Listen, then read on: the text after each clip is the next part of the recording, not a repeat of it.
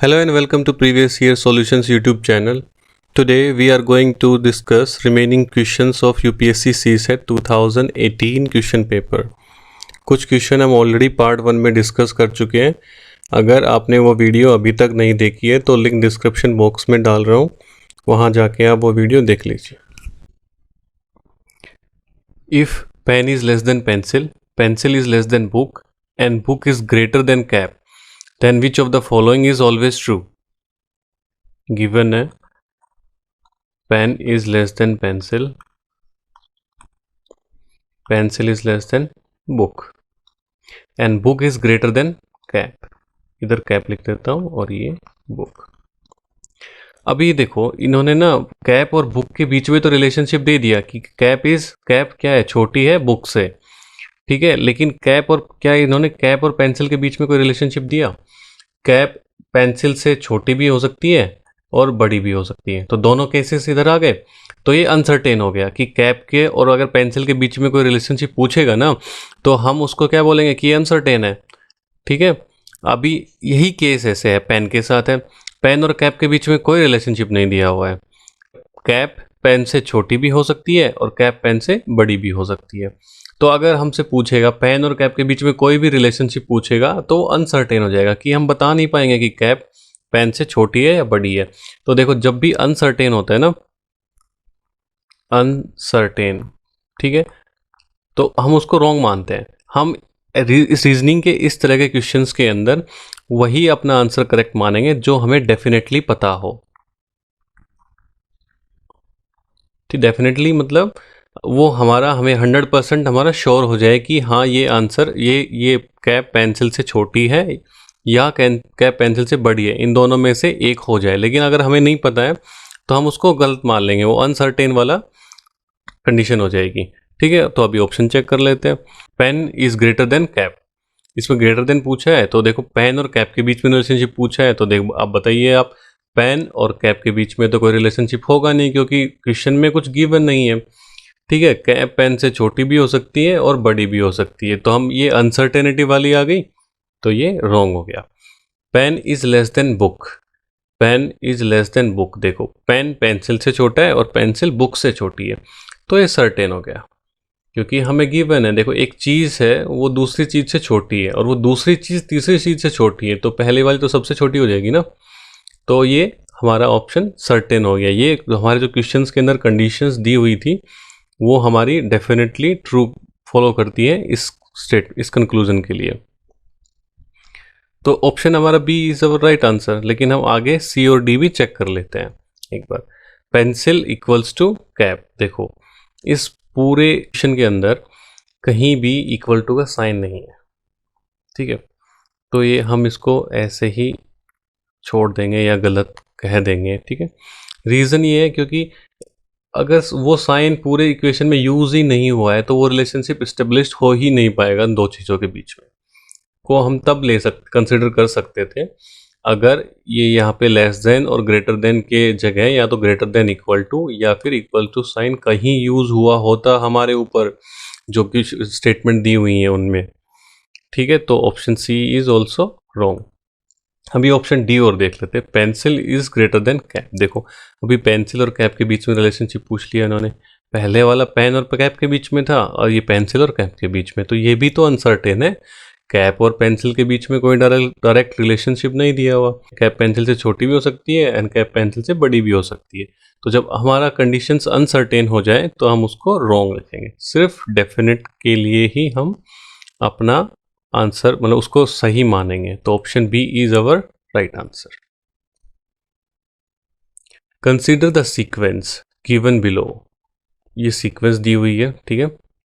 What is the next term of the series, ये sequence है क्या? देखो 4, 12, 95, ये एक डेट का फॉर्मेट लग रहा है।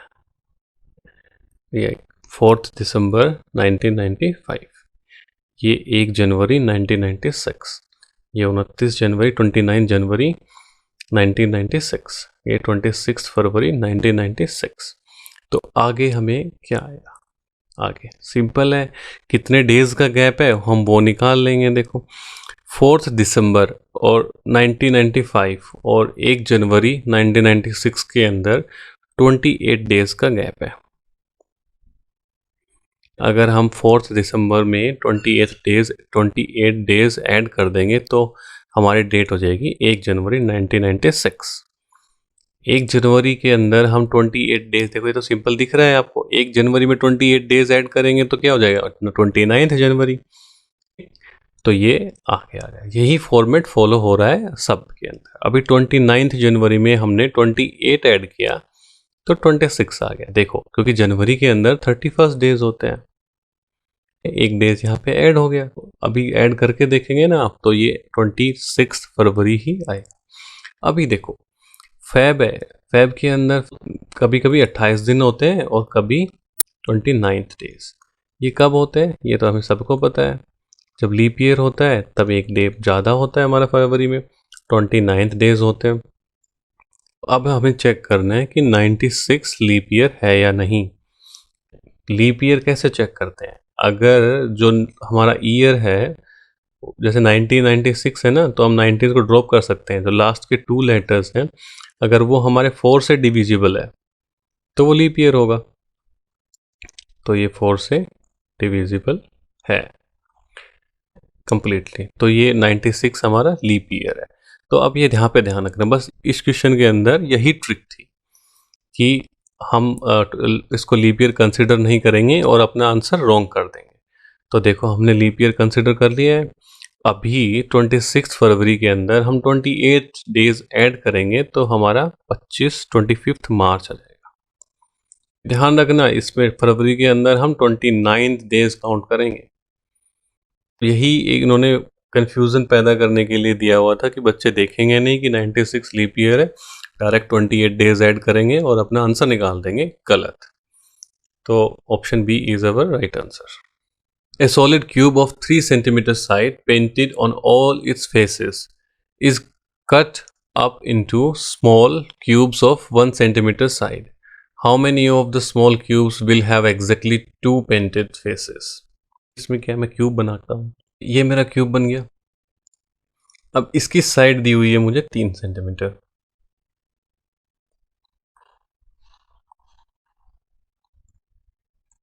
अब उसने बोला है कि 1 सेंटीमीटर की साइड के उसने छोटे क्यूब्स में काटा है, इसके एज कट जाएंगे 1 सेंटीमीटर से, ये भी डिस्टेंस 1 सेंटीमीटर होगा और ये डिस्टेंस भी 1 सेंटीमीटर होगा और ये डिस्टेंस भी 1 सेंटीमीटर होगा। 3 सेंटीमीटर है तो 3 इसमें सेगमेंट बन जाएंगे। तो ऐसे ये वाला एज कट जाएगा, 1 सेंटीमीटर 1 सेंटीमीटर और 1 सेंटीमीटर बच जाएगा। पेंट हो जाएंगे तो सिर्फ सरफेस पेंट होगा, ये वाला सरफेस पेंट हो जाता है, ये वाला सरफेस पेंट हो जाता है, ये वाला पेंट हो जाएगा।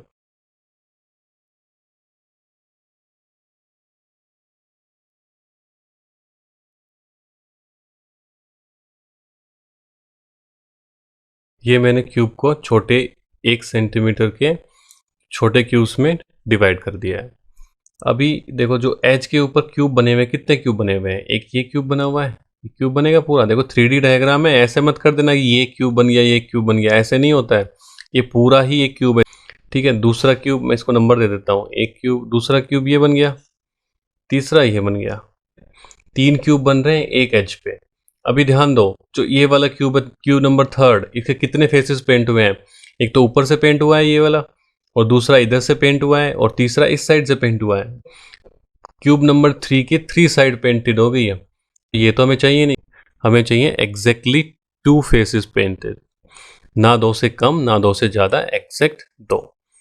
ये तो क्यूब नंबर 3 हमारा क्या आ गया, इसकी 3 साइड पेंटेड होगी तो ये हमारा क्यूब नहीं है, इसको हम रिजेक्ट कर देंगे यहाँ पे।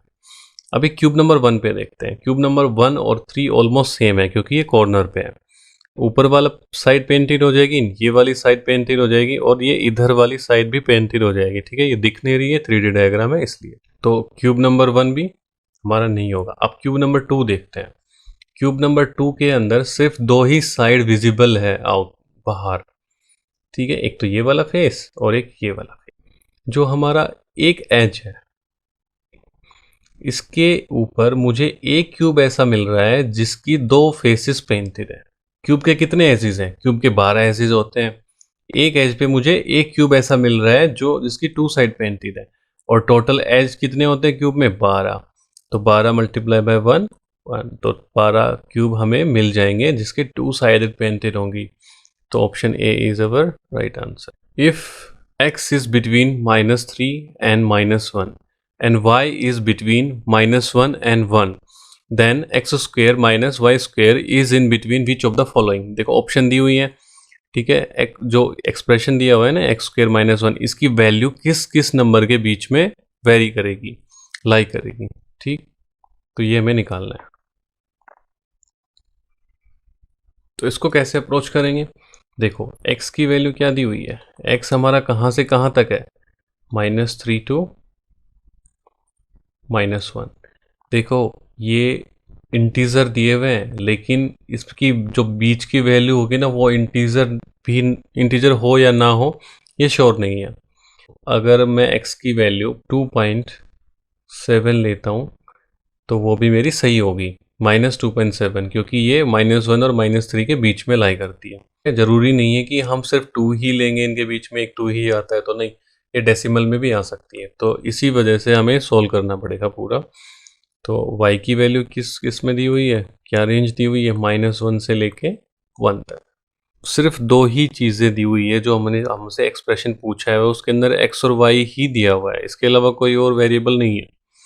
तो हम क्या करेंगे, देखो उसकी रेंज निकालने के लिए ना x की जो मिनिमम रेंज है ना हम वो रख के देख लेंगे। अब एक चीज़ ध्यान रख लेना, ये स्क्वायर किसी भी नेगेटिव नंबर का भी स्क्वायर हो या पॉजिटिव नंबर का स्क्वायर हो, दोनों का स्क्वायर हमारा पॉजिटिव ही आता है, ठीक है, पॉजिटिव नंबर ही आएगा। जो हमारा ऑप्शन नंबर ए है ये तो गलत हो जाएगा, ऑप्शन नंबर बी भी गलत हो जाएगा, क्योंकि हमारा जो नंबर आने वाला है ना वो पॉजिटिव ही आने वाला है, नेगेटिव नहीं आएगा। एक नंबर की हाईएस्ट वैल्यू ले लेता हूँ और दूसरे नंबर की मिनिमम वैल्यू ले लेता हूँ, तो मुझे उसकी मैक्सिमम रेंज मिल जाएगी।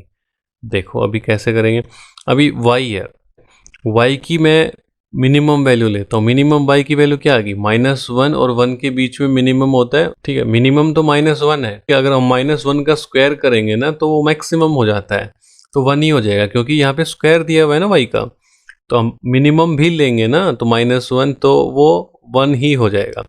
तो मैं y की वैल्यू 0 लेता हूँ, 0 पे नेगेटिव पॉजिटिव का फर्क नहीं होता है, और 0 का स्क्वायर भी क्या होता है 0, तो मैंने y की वैल्यू पुट कर दी है 0। और x की वैल्यू क्या लूँगा मैं, देखो अभी मैं x की वैल्यू -3 रखता हूँ, इसका स्क्वायर माइनस ये y की वैल्यू रखी थी मैंने, इसका स्क्वायर, तो -3 का स्क्वायर क्या हो जाएगा 9 माइनस 0, वैल्यू आ गई 9। ये जो एक्सप्रेशन है ना इसकी मैक्सिमम वैल्यू है ये। रीज़न ये क्योंकि मैंने ना इसके अंदर से जो मैक्सिमम नंबर x आया ना मेरा, उसमें से मैंने y का मिनिमम नंबर घटाया है, यानी 0 घटाया है। अभी हम क्या करेंगे, x का मैक्सिमम ले लेते हैं। x का मैक्सिमम क्या होगा, x का मैक्सिमम दिया हुआ है -1, x का -1 लिया, -1 का स्क्वायर कर दिया मैंने। अभी वैल्यू y की रखेंगे, y की मैं मैक्सिमम टू मैक्सिमम वैल्यू लूँगा, मतलब y मैं बड़ा से बड़ा लूँगा ताकि मैं वो सब्ट्रैक्ट करके मेरा छोटे से छोटा नंबर आ जाए, ठीक है। तो मैं y की वैल्यू ले रहा हूँ 1, ठीक है, क्योंकि y किस में है 1 और -1 के बीच में वेरी करता है, तो मैंने मैक्सिमम वैल्यू ली है y की। -1 का स्क्वायर 1, -1 का स्क्वायर 1, तो क्या आ गया 0, तो 0 हो जाएगी minimum value of this expression, ठीक है। और ये 9 क्या थी, maximum value of this expression. तो ऑप्शन कौन सा है हमारा, डी, 0 से 9 के बीच में होगी हमारी x square minus y square की range. 12 equal squares are placed to fit in a rectangle of diagonal 5 cm. There are 3 rows containing 4 square each. No gaps are left between adjacent square. What is the area of each square? ये बहुत ही आसान सवाल है, थोड़ा typical लग रहा है देखने के अंदर क्योंकि इन्होंने अरेंजमेंट कर दिया है। आपके पास 12 स्क्वायर और 12 स्क्वायर्स को रखा कैसे है, 3 तो रो बना दी है और 4 कॉलम्स बना दिए हैं, तो ऐसे बनाया हुआ है उन्होंने।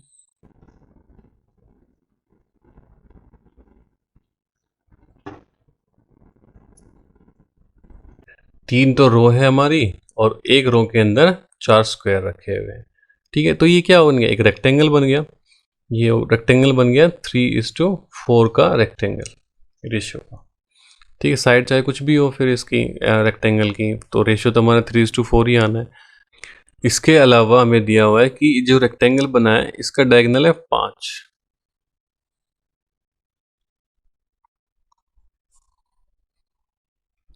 5। ये डायगोनल दिया हुआ है हमें 5। अभी देखो ये इसको सिर्फ ये ना इतना ही सवाल था, इसके बस हमें अरेंजमेंट ही आना चाहिए था। ये अरेंजमेंट आ गया ना हमें तो हमारा सवाल सोल्व हो गया। अभी मैं क्या करता हूँ, एक्स की जो ये जो स्क्वायर है ना इसकी साइड में मान लेता हूँ एक्स। ठीक है, सभी स्क्वायर की इक्वल साइड है तो ये भी एक्स, ये भी एक्स और ये भी एक्स, तो 4 बार एक्स हो गया। तो जो मेरा रेक्टेंगल बना है मेरा आउटर ये बाहर वाला, तो इसकी लेंथ क्या आ जाएगी 4x। समझ गए ना, एक स्क्वायर की मैंने साइड ली है, मैं ऐसे यहाँ पे लिख देता हूँ साइड ऑफ द स्क्वायर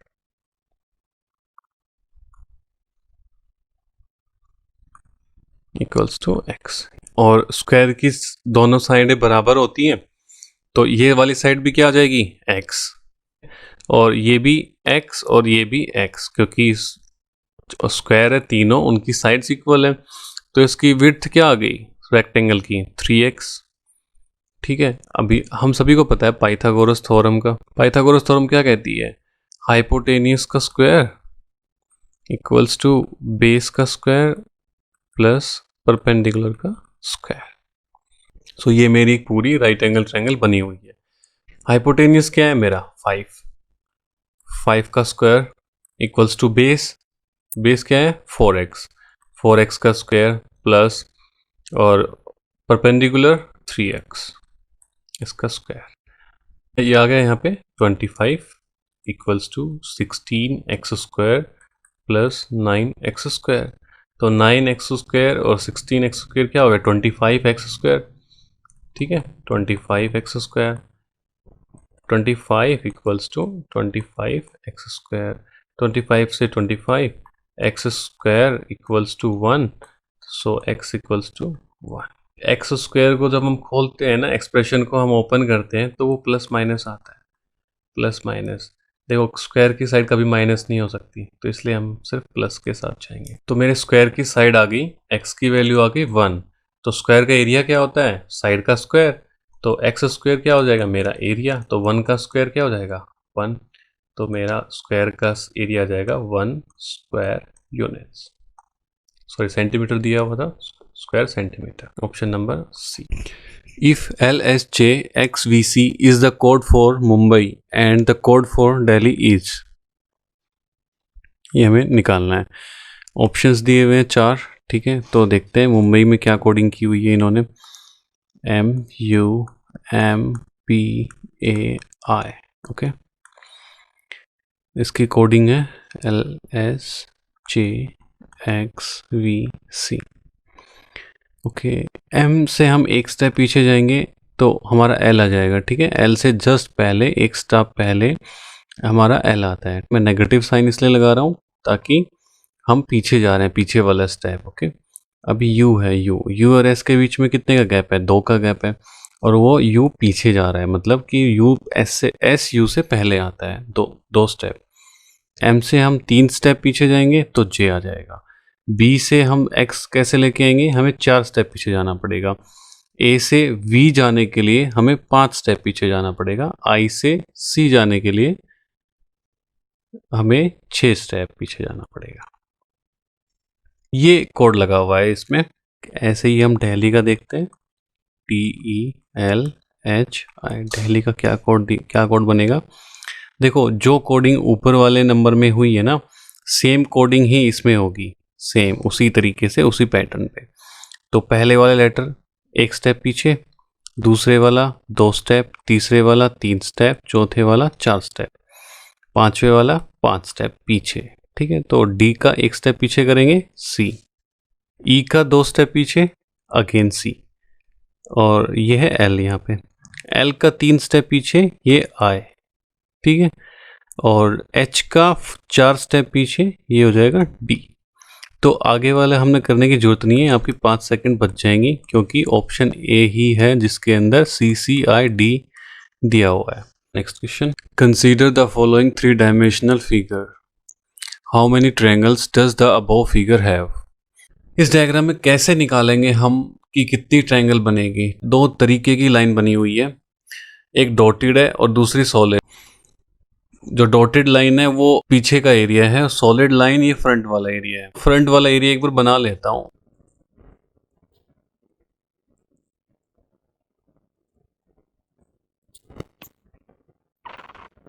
जो फ्रंट वाला एरिया है सिर्फ उसको शो किया है और जो बैक वाला एरिया है वो डॉटेड लाइन है, वो अभी नहीं करेंगे। ये 3D डायग्राम है और सिमेट्रिकल डायग्राम है, मतलब कि इसकी ये पूरा सिमेट्रिकल रहेगा, जैसा सामने दिख रहा है वैसा ही पीछे भी बना हुआ है। ठीक है, 3 जो वर्टिसेस ले रहा हूँ ना उनसे सिर्फ एक ही ट्रायंगल बन रही है, उसके अलावा कोई दूसरी ट्रायंगल नहीं बन रही। तो सिंपल आप इसको काउंट कर लीजिए कितनी ट्रायंगल बनी है। 1 2 3 4 5 6 7 8 9 और 10, टोटल 10 ट्रायंगल्स बन गई है मेरी आगे की साइड, और पीछे की साइड भी 10 ही बनेंगी क्योंकि डायग्राम 3D है और सिमेट्रिकल है। तो कितनी ट्रायंगल बन गई मेरी टोटल? 20। नेक्स्ट क्वेश्चन, ये 6 फिगर्स दिए हुए हैं डिफरेंट पैटर्न के साथ। ओके, क्वेश्चन क्या पूछा हुआ है, in the figures 1 to 6 above, some parts are shown to change their positions in regular directions. Following the same sequence, which of the following figure below will appear at the 7th stage? ये जो 6 figure दिए हुए हैं ना, इसके इसी same pattern को follow करते हुए आगे हमें 7th फिगर और फाइंड आउट करना है, और उसके लिए 4 ऑप्शन ये दिए हुए हैं। पहले एक बार चेक कर लेते हैं कौन सा इसमें पैटर्न बना हुआ है। ठीक है, अभी देखते हैं। पहले स्टेज के अंदर यहाँ पे स्क्वायर है, यहाँ पे ट्रायंगल है, और दूसरी स्टेज के अंदर स्क्वायर एक प्लेस मूव कर गया है क्लॉकवाइज, और ट्रायंगल एक प्लेस मूव कर गया है एंटी क्लॉकवाइज। और अगली स्टेज के अंदर, थर्ड स्टेज के अंदर फिर से स्क्वायर एक स्टेप क्लॉकवाइज और ट्रायंगल एक स्टेप एंटी क्लॉकवाइज। अगली स्टेज के अंदर फिर से स्क्वायर पहले यहाँ पे था, ठीक है, अभी ये आगे मूव कर गया क्लॉकवाइज और ट्रायंगल एंटी क्लॉकवाइज। देखो ये सेम मूवमेंट चल रहा है आगे, जो स्क्वायर है वो तो क्लॉकवाइज मूव कर रहा है, ये स्क्वायर आगे मूव करके क्लॉकवाइज मूव करके ये इसके अंदर आ जाएगा स्क्वायर यहाँ पे, और ट्रायंगल क्या कर रहा था? Anti clockwise movement. ठीक है, तो ट्रायंगल कहाँ पे आ जाएगा? ट्रायंगल मेरा इस सेक्शन में आ जाएगा। देखो ट्रायंगल यहाँ पे था, यहाँ पे ऐसे मूवमेंट होगा, स्क्वायर का ऐसे मूवमेंट होगा। तो ये हमारा किस ऑप्शन के अंदर, चेक कर लेते हैं एक बार। ये हमारा ऑप्शन नंबर है B. So option number B is our right answer. If x minus y equals to 8, then which of the following must be true? Option number 1, both x and y must be positive for any value of x and y. Second, if x is positive, y must be negative. चलो पहले पहला देख लेते हैं, ठीक है। Both x and y must be positive for any value of x. x minus y equals to 8. 8 मेरा positive है, तो इसका मतलब है कि x मेरा बड़ा है y से, क्योंकि देखो y मेरा नेगेटिव है। अगर y बड़ा हो जाता है ना तो मेरा 8 जो ऑप्शन सॉल्यूशन आएगा, 8 जो आएगा ना वो नेगेटिव में आएगा। तो x is greater then y, ये मेरा कंक्लूजन तो पहले से आ गया। Both x and y must be positive for any value of x। ये जरूरी नहीं है, देखो हम वैल्यू सिर्फ सिंपल वैल्यू पुट करनी है, तीनों को हमें कोशिश करना है कि ये हमें हमारी गलत प्रूव हो जाए। अगर हमारी प्रूव नहीं होती है तो वो स्टेटमेंट क्या हो जाएगी? हमारी सही। इसने बोला है कि x और y हमेशा पॉजिटिव होने चाहिए किसी भी वैल्यू के लिए, तो मैं x की वैल्यू माइनस रख लेता हूँ, सॉरी x की वैल्यू मैं रख लेता हूँ 5, और y की वैल्यू रख लेता हूँ मैं, ये x की वैल्यू, y की वैल्यू रख लेता हूँ मैं 3 माइनस का। अभी x माइनस y करते हैं, तो x माइनस y करेंगे, y की वैल्यू -3, तो ये कितना आ जाएगा? 8 आ जाएगा। देखो पहली स्टेटमेंट में क्या पूछा हुआ था, क्या कहा हुआ था? x and y must be positive for any value of x and y। ये must be, must मतलब जरूरी है, लेकिन यहाँ पे जरूरी नहीं था। y की वैल्यू हमने -3 रखी तो हमारा 8 आ गया। जरूरी नहीं है हमारा y भी पॉजिटिव हो, x पॉजिटिव होगा चलेगा, लेकिन y जरूरी नहीं है हमारा पॉजिटिव हो, ये तो हमें डेफिनेटली पता चल गया है। तो ऑप्शन जो स्टेटमेंट 1 है वो हमारी गलत हो जाएगी। स्टेटमेंट 2 देखते हैं। If x is positive y must be negative for any value of x। ये बोल रहा है अगर x मेरा पॉजिटिव है तो y मेरा हमेशा नेगेटिव रहेगा। मैं x की वैल्यू ले लेता हूं 10, x इक्वल्स टू 10 और y इक्वल्स टू 2। मैं y को, देखो स्टेटमेंट में दिया है कि अगर x पॉजिटिव है तो y नेगेटिव होगा। इसको गलत प्रूफ करने के लिए मैंने y की वैल्यू 2 ली है, ठीक है, पॉजिटिव में ना कि नेगेटिव में। तो अभी देखते हैं अगर हमारा सॉल्यूशन 8 आ जाता है दोबारा से सोल्व करके तो ये स्टेटमेंट भी रॉन्ग हो जाएगी। तो x minus Y equals to 8, इसमें पुट करके देखिए, x की वैल्यू 10, y की वैल्यू 2, तो ये वैल्यू आ गई 8। ये बिल्कुल सही प्रूव हो गई हमारी, मतलब ये इक्वेशन सही आ गई। तो हमारी ये वैल्यू सही, इस वैल्यू का सही आने का मतलब क्या है कि ये स्टेटमेंट जो थी ये गलत है। हमने इसको गलत प्रूव करने के लिए ये वैल्यू ली थी, तो स्टेटमेंट 2 भी गलत हो गई हमारी। अब स्टेटमेंट 3 देखते हैं। If x is negative, third करने की जरूरत है नहीं वैसे, क्योंकि ऑप्शंस के अंदर देखो यहाँ पे ओनली वन, पहली तो हमारी गलत हो चुकी है, दूसरी भी हमारी गलत हो चुकी है, और तीसरी बोथ एंड वन है, ये भी गलत हो चुकी है। तो हमारा ऑप्शन क्या आएगा? डी। समझ गए? ये आप अगली 10 सेकंड बचाने के लिए आप इसको छोड़ सकते हैं, थर्ड स्टेटमेंट को सॉल्व करना। ये चीज़ें ध्यान में रखना है, क्योंकि यहाँ पे हमारा टाइम वेस्ट हो सकता है। अगली 10-15 सेकंड आप इसमें इन्वेस्ट कर सकते हैं। फॉर एग्जाम आप इसको छोड़ दीजिए, लेकिन अभी के लिए हम इसको सॉल्व करते हैं। स्टेटमेंट 3 में क्या दिया हुआ है? If x is negative y must be positive for any value of x and y। अगर हम x की वैल्यू नेगेटिव लेते हैं तो y हमेशा पॉजिटिव ही होना चाहिए हमारा। x की वैल्यू में लेता हूं -2, x की वैल्यू ली मैंने -2, और y की वैल्यू में लूंगा, पॉजिटिव नहीं लूंगा मैं, नेगेटिव ही लूंगा, ध्यान रखना। y की वैल्यू ले रहा हूं मैं नेगेटिव में 10। अगर मैंने पॉजिटिव लिया तो स्टेटमेंट सही हो जाएगी ना, तो इसलिए मैं इसको कॉन्ट्राडिक्ट करने के लिए मैंने y की वैल्यू नेगेटिव ली है।